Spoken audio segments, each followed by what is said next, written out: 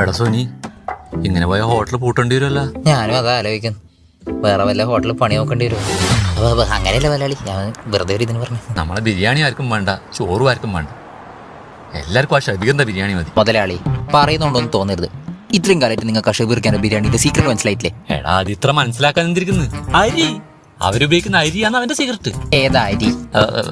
അതാ നമുക്ക് കണ്ടുപിടിക്കാൻ പറ്റാത്തത്. മുതലാളി ഞാനൊരു ഐഡിയ പറയട്ടെ. ചങ്ങായിന്റെ വീട്ടിൽ അരി എത്തിക്കുന്ന ഒരു പയ്യനുണ്ട്, ഓനെ അങ്ങ് തടഞ്ഞാലാ. മുതലാളി ദേവം വരുന്നുണ്ട്. ഉല്ലാസല്ലേ ഷബീർക്കാൻ്റെ വീട്ടിൽ അരി എത്തിക്കുന്ന? അതെ. എന്താ ഉല്ലാസേ, നമ്മളെ ഷബീർക്ക് ഉപയോഗിക്കുന്ന അരി ഏതാ? എടാ ഉല്ലാസേ, നമ്മളെ അരിനെ പറ്റി ആര് ചോദിച്ചാലും നീ പറഞ്ഞു കൊടുക്കരുത്. അതിങ്ങൾ ഷബീർക്കാനോട് എന്നാ ഉല്ലാസേ, ഈ അരി നമുക്ക് എത്തിച്ചെന്നാല് ഡബിൾ കമ്മീഷൻ തരാടാ. ഓ വേണ്ട.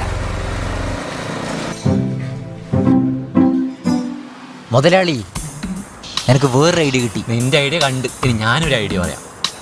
നമുക്ക് ഒരു ഫുഡ് ബ്ലോഗറെ ഇറക്കിയാലോ? Hello guys, welcome to Vijeesh vlogs. അപ്പോൾ നമ്മൾ ഇന്നുള്ളത് ചുരുങ്ങിയ കാലം കൊണ്ട് വൈറലായ ഷബീർക്കയുടെ ബിരിയാണി. അതിന്റെ ഓണർ ഷബീർക്കയുടെ വീട്ടിലാണുള്ളത്. എടാ വിജീഷേ, ഈ ഷബീറിന്റെ ബിരിയാണിനെ കുറിച്ചൊരു ബ്ലോഗ് ചെയ്യണം. എന്ത് ഗിവ് വേണം കൊടുത്തോ, ഞാൻ പൈസ തരും.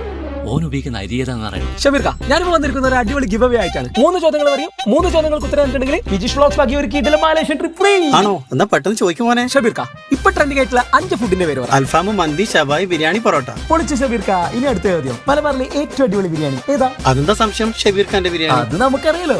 ഇനിയാണ് ഷബീർക്കയുടെ മലേഷ്യൻ ട്രിപ്പിനുള്ള അവസാനത്തെ ചോദ്യം. ഷബീർക്ക, നിങ്ങളെ ബിരിയാണിയുടെ ട്രേഡ് സീക്രട്ട് ആയിട്ടുള്ള അരിയുടെ പേരെന്താ?